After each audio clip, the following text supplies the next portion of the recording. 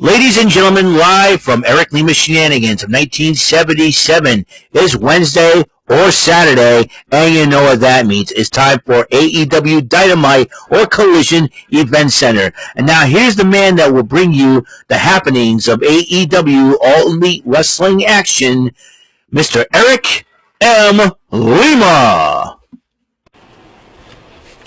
Thank you very much, Mr. Announcer, sir. Well, hello there, everyone. Welcome to yet another episode of Eric Lima Shenanigans, the 1977 episode 2520, September the 6th, 2025, 11:26 p.m.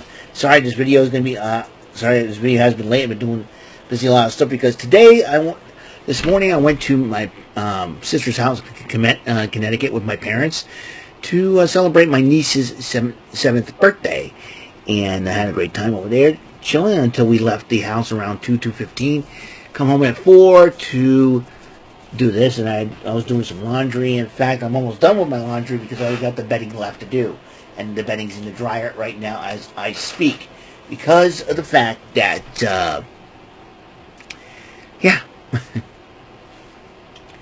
because of everything that's been going on. So for those of you who are wondering what happened to Chillin' with Jordy, I usually am on there and all that. Well, he decided to postpone it because there has to be because there was some weather activity going on in his region, and he decided we'll postpone it till Monday. So what I'm going to do for Monday, I know because Bofus comes on and we get the Monday Night Raw live reaction. So what I'm going to do is tomorrow I'm going to do the Tic-Tac-Toe, the Tic-Tac-Toe Martindale Monday, and I'm going to air it I'm going to premiere it. I'm going to do the video, edit it and stuff, and premiere it on the premiere on tomorrow's show, and that's what I'm going to do for tomorrow's episode. That way, you guys can enjoy some tic-tac-toe and all that.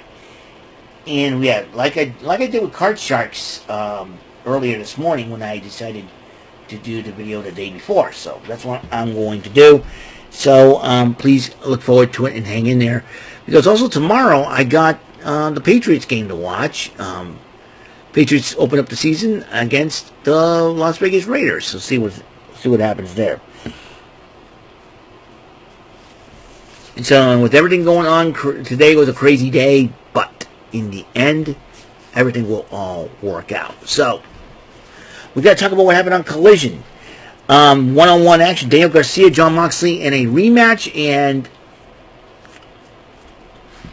Jon Moxley ended up winning in the end. Tony Schiavone tried interviewing him, but Daniel Garcia is feeling very frustrated. But he's taking a side with the fans and fans and all that.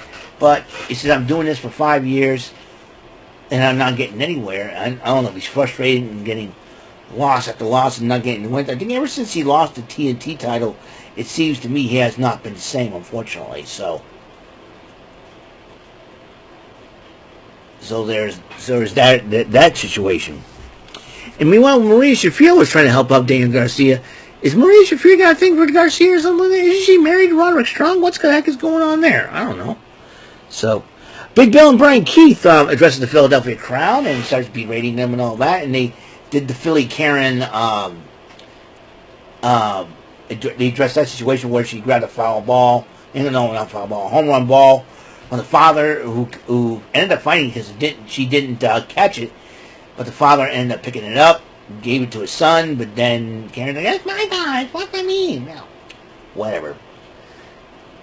Dad's like, "Here, go. Okay, fine. I don't like disappointing my son like that, but you just wrecked his day. Thank you very much." I would have, if I was the father in that situation, I said, "I'm giving you the ball back, but let you know you wrecked his day. You wrecked my son's day. It is his birth. We're celebrating his birthday, and you wrecked his day. Thanks a lot. Here's your stupid ball, Karen." I would have told him, and you stick it straight up your rear end. Take the ball and stick it straight up your rear end. I don't care. I would have been mad. I would be mad. Or I would have put the ball in my pants, go find it. And I'd be in trouble for it. But anyways, Big Bill was referencing that, and he decided that he says he's coming from a real city, New York, And he says some people in there that he does not like either, but he's called out Eddie Kingston. Are you sure, Big Cash, you want to do that? Big Bill, you know, Big Bill calling out Eddie Kingston. Good luck with that. Good luck with that. Adam Priest found a tag team partner as the son of the late great original Dynamite Kid, Tommy Billington. Billington went up against FTR. FTR won the matchup, and he decided to beat up on Adam Priest after the matchup. And Billington stepped up and said, "Hey, knock this off." He goes, "You two listen to what I have to say here." And then they were addressing Adam Copeland and Christian Cage, how they're going to beat him and embarrass him in Toronto. Good luck with that, gentlemen. You keep running that mouth of yours. FTR and Stokely Hathaway, you know. Stokely Hathaway, it looks like if he looked like a cross between, if you took Charles Barkley's DNA and Kevin Hart's DNA, mix them up, and you have an angry elf-looking dude who, you know, probably got his heart broken since Kris Statlander turned against him. Stokely, wake up, will you? So, the Outrunners were going back to the basics, doing a little army hunting and training and all that. And then they saw the guys dressed like peacocks you see in Dalton Castle's entrance. But then and then he kind of responded, "Who the bleep are you?" And looks like, you know, and all that good stuff. But then Dalton Castle did approach him, and the three make an alliance. So the Outrunners and Dalton Castle is going to be a very interesting, entertaining team, to say the least. Jon Moxley addresses Dan Garcia, and then he turns his attention to Darby Allin, and he says, "I'm about to bury you alive." And then it is official. It was all out in Toronto, Canada, that the and there's nothing online here. It could be Jon Moxley going one-on-one Darby Allin in a coffin matchup. And the idea of the coffin match is to put the opponent inside the coffin and close the lid, and you win.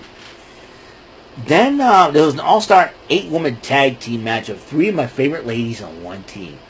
You know who those 3 favorite ladies are. Timeless Toni Storm, the AEW Women's World Champion, the interim Ring of Honor Women's TV Champion, Mina Shirakawa, and Harley Cameron.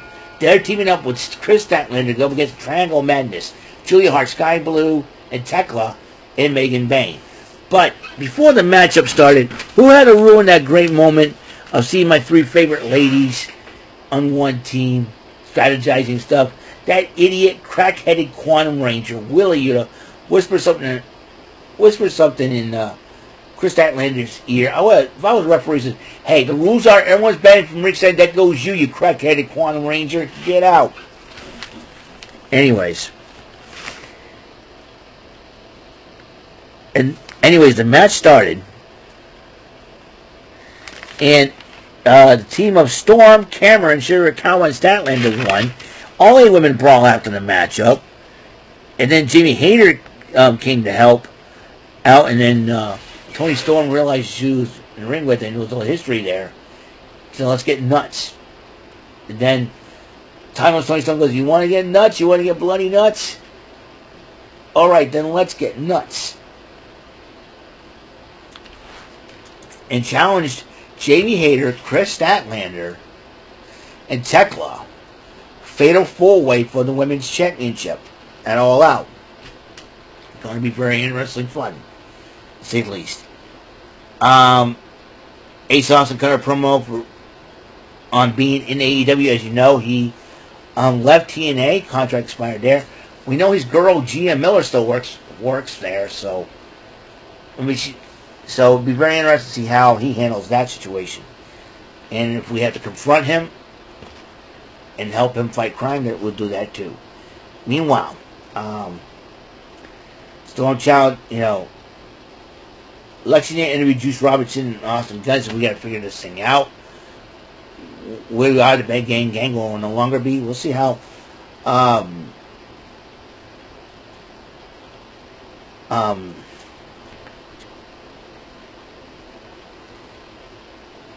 see how everyone else feels about that. I lost my train of thought. Well, I don't know why that happened, but you know.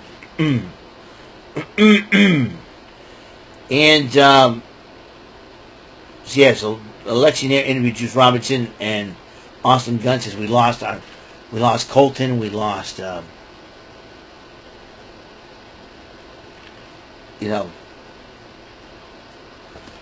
lost Skeletor, they lost everybody. So it seems like to me Ace Austin is trying to find a place for himself in AEW. We'll find out for sure.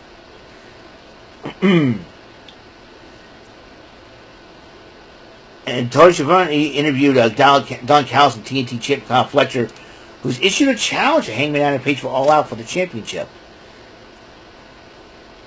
And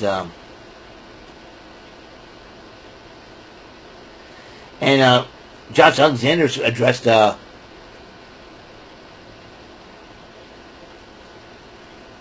Hangman Adam Page, so they're going one-on-one in a grudge match this coming Tuesday. And then Hologram's evil twin will be arriving in AEW soon. So after Fletcher and Alexander's couple, Hangman Adam Page and Mark Briscoe, Alexi Nair interviewed Paragon, Hologram, and Tomohiro Ishii. It looks like Roderick Strong's not into this conglomeration thing. What a big baby he is. But Alexi Nair did interview Anthony Bowens. Excuse me, man. Anthony Bowens about being happy there's no Billy Gunn or Max Caster to bother him. And Jerry Lynn confronts Bowens.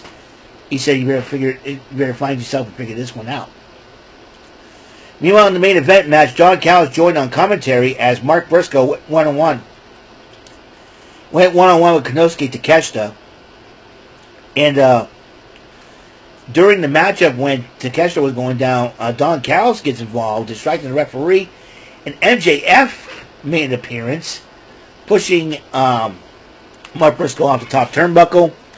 And then was laying back there where the referee wasn't looking. Takeshita took advantage of that. 1, 2, 3, the Alpha kept his title. Both men decided to brawl after the matchup, and